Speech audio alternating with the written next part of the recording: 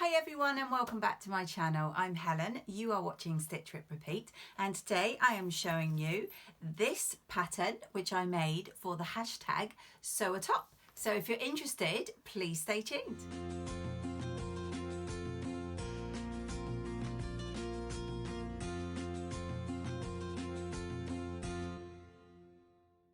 So if you haven't heard of this hashtag that's going around, it's set up by the lovely Claire of Penguin and Pear, and you can check her out on Facebook and Instagram. If you don't already follow her, she has a fantastic channel there and I highly recommend.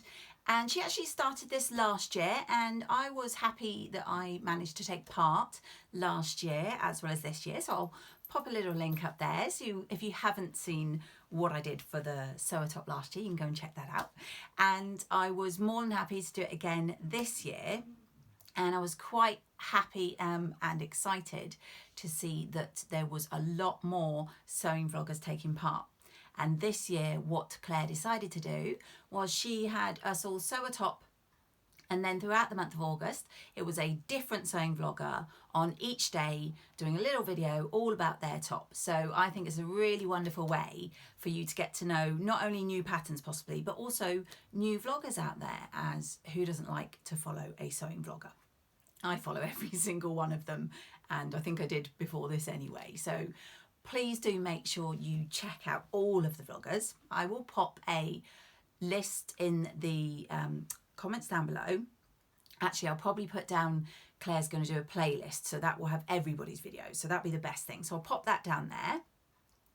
And if you've been catching up on everybody so far, you'll know that the lovely Andrianne from Handmade by Andrianne is the vlogger that did yesterday's Sewatop, and that Chris from Sew Notes is doing tomorrow's. So I'm the lucky person for today.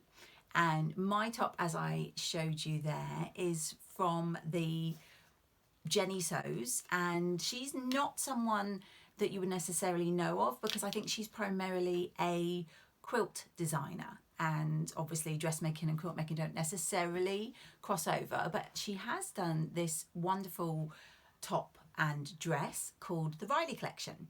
Now, I first became aware of this from the lovely Laura at the Specky Seamstress. I should know it. I've watched her channel since the beginning, and she did a really good video about, I think, the 12 Riley tops that she made last year. Do go check her out, and definitely check out that video if you haven't seen it. And then I went and bought the paper pattern, as obviously I don't always buy paper because they can be quite expensive. But this particular pattern had been demonstrated on the Sewing Quarter last year. And if any of you have heard of Sewing Quarter, they closed for business just before Christmas, sadly. And they were selling off a lot of their patterns at a reduced amount. And I'm pretty certain I got this for £2. If it wasn't 2, then it was 5. But anyway, it was well worth the money. I got a few other patterns at the same time. Now, I wanted to make this top after, as I said, seeing Laura's fabulous versions, but also because I don't tend to make many woven tops. I find I do a lot of jersey and a lot of knits, just purely because they're easier to fit. And I don't know about any of you, but I don't think I fit into the normal size category. So I always find it really hard deciding what to do and grading, etc. So I got this one because after seeing Laura's, it looked like it was a really good pattern to work with. Now, for your information, my size at this moment is, I am a 41-inch chest and a 35-inch waist and a 41-inch hip. Now, in this pattern, it gave the, excuse me, I'll open it off camera because it's got loud Velcro. Okay, sorry about that. So in this pattern, it gives, as a lot of them do, the body measurements and also the finished garment chart. Now, in the body measurements, I probably would have been looking at a 16 plus, as is often the case. But when I checked out the finished garment size, sorry, I'm looking at it down here, I would easily, comfortably with those ones fit into the 14, because it had a finished bust of 42.5 and a hip of 46.5. So I went with the 14, and I am glad that I did. I think it was definitely the right choice. Before I go into too much detail about the top, and this is actually my toile, which I'll talk you through, I just want to talk about this packaging. Oh, I love a good packaging on a pattern. Tilly's always been my favourite for packaging. I love how she packages hers. However, this comes with, like a lot of the independents, a lovely little booklet with, and see if I can show you, really good explanations and photos, so it's easy to follow along. What I really loved about this when I got it, which of course I didn't know before I ordered it, but this package comes like this. So obviously you've got the front, but the back's got this bit that folds down. Then obviously the pattern pieces and the booklet were all in here, but I've managed to be able to cut mine out, and I've got the traced, so I've actually got like 2 copies of the pattern in there, and I can pop the booklet in there as well, and it's got this fab little Velcro dot, so I can put it all away. How neat is that? I'm easily pleased, as you can see, but I absolutely love that, because so many times I can't get my patterns. I don't know about you, once I've cut them out and tried to refold them, I can never get them back in. So I do love that. And the other thing when I was making this that I absolutely loved is that Jenni Smith does a whole series of sew along tutorials. They're quite short, and they do like step by step, like she does the cutting out, and then how to insert sleeves and how to do top stitching if you want to. And I think there's about 11 steps. Obviously that includes the dress part, which I didn't do, but it's really fantastic if you're more of a visual person, which I definitely am. And so I really didn't follow these lovely booklet instructions very much. I tended to just follow the video, and I found that was really useful. So if you are a visual learner and you much prefer to be shown by another person doing the actual making, highly recommend. So to get on to the top itself, I made this toile version, and I will hopefully pop some pictures or video in for you. And you can see it's got these lovely polar bears on here. Now, if you follow me for any time at all, you know my favourite colour is blue, hence this lovely toile.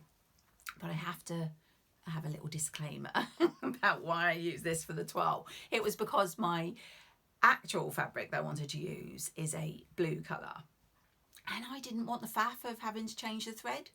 When I made the toile, I thought I'll just crack on with the end version. So this is why I chose out my stash this lovely fabric, which was a gift at Christmas from Anna. And if you do not know Anna, please do go check her out. She is You Got Me in Stitches here on YouTube, and I've done collaboration with her, and I've followed her for such a long time. She's a lovely, lovely lady, so generous and warm-hearted, and makes some fabulous clothes. So if you haven't seen her channel, then please do go and check her out, and I will pop her link down in the descriptions below. But she gave me this fabulous fabric, and I thought it was a great chance to try out this top and also use up my blue thread. So very straightforward, didn't have to make too many changes. As you may be able to see from this, as I say, this was my toile. I have some gaping on the neckline here, and I had an absolute brain freeze moment. I don't know if it's my age or because it was getting late in the day, but I literally could not think how to change the neckline, because it's a raglan sleeve. I wasn't sure how to alter anything to make this gaping go away, but without affecting the top. So I messaged the lovely Laura, and I knew she'd made a few changes to hers, and asked her, and of course, because it's a raglan, one of the reasons I love the top, she suggested, quite rightly, that I would grade in the raglan sleeve, very hard to see in this print, but grade in the raglan sleeve so that the seam allowance was bigger at the neckline on the front of the raglans, obviously then pulling that in tight. So I did exactly that, and you'll see on the finished version, I think it gives a lovely fit. So thank you, Laura. top tip. Great reason to buy raglan because it wasn't a lot of altering. It was literally just sewing a bigger seam allowance near the top and then grading to normal. I actually took about a 1.5 centimetre extra on both of my raglans to pull it in so that this went away. And the other thing that I changed was this toile. I used the, sorry about this flashing, I got the facing as in the booklet. Don't know about you, do not like facings. So I don't know if it's just because I don't ever seem to get them to sit right, but I really don't like a facing. So when I came to do my final version, I did some bias binding around the neckline, and I'm really happy with that, how that turned out. So as I say, this is a toile, and obviously I made the alterations I needed. You can probably see I didn't finish this yet. I am not going to waste this lovely fabric. I'm going to alter it and give it a little bit of unique style to make those changes without having to undo it all and restitch. So I will do some design elements on it and make it a wearable top. And now I will show you the finished version. Okay, so it doesn't look extremely spectacular with me sat down. However, the party going on in this top is all at the bottom. Now I'm going to try and stand up and show you, but I suspect it's not going to work, so I'll probably end up putting in photos. But it has this lovely border, which I absolutely love. I got this fabric, which is a chambray with this sort of broderie anglais border around the bottom from the shop Like So Amazing. And I got another one in a slightly different colour, like a peachy colour as well. I've had them in my stash for a little while, and I just thought this would be a really lovely top to use them up on. So as I said, I made those changes to the neckline, and as you can see, hopefully it sits really nicely now.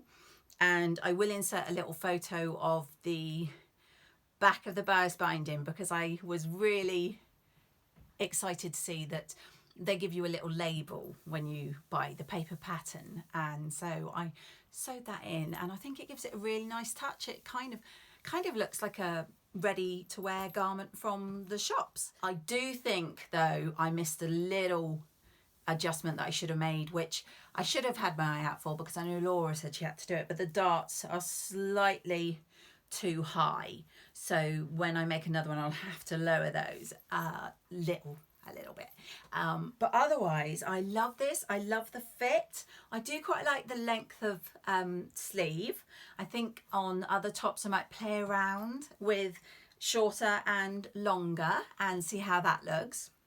I have some more fabric with an embroidered border around the bottom as well, so I think I'm going to make a top from that.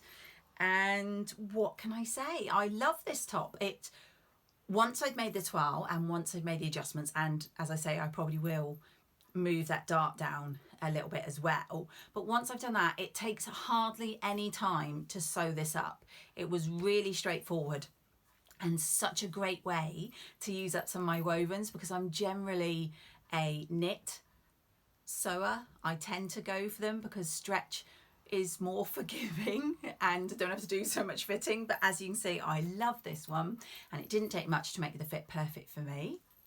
I'll pop in a photo of my bias binding, which I did to replace the facings I told you, and that worked out just wonderful. And also they give you a lovely little label and it's popped in the back there. The only thing that I'm now uncertain about is, does it look Christmassy? I only ask because I put it on this morning to show my husband. Yes, I've only just finished making it. I put it on this morning to show my husband and he loved it and he said it was very Christmassy. Oh well, fine. It's not that long till Christmas.